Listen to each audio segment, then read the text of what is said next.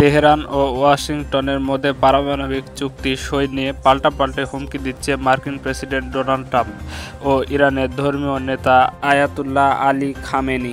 এদিকে মার্কিন president Donald Trump ইরানকে হুমকি দিয়ে বলে, তেহরান যদি তার পারমাণবিক কর্মসূচি নিয়ে ওয়াশিংটনের সঙ্গে কোনো চুক্তিতে না পৌঁছায়, তাহলে দেশটির ওপর বোমা হামলা চালানো হবে। পাল্টা জবাব দিয়ে খামেনি বলেন, যুক্তরাষ্ট্র হামলা চালালে এর উপযুক্ত জবাব দিতে হবে। আয়াতুল্লাহ আলী খামেনি আরও বলেন, 1 ঘন্টা লাগবে ইসরায়েলকে শেষ করতে, আর 1 দিন লাগবে আমেরিকাকে শেষ করতে।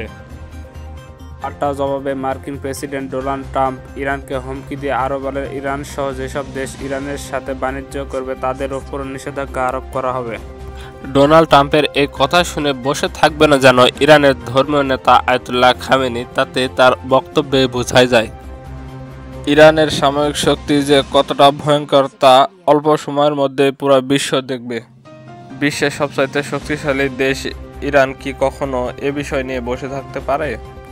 পুরো বিশ্ব হয়তো জানে না, যুক্তরাষ্ট্রের ডোনাল্ড ট্রাম্প ও জানে না যে ইরান কতটা শক্তিশালী, তবে এবার পুরো বিশ্ব দেখবে ইরানের ক্ষমতা।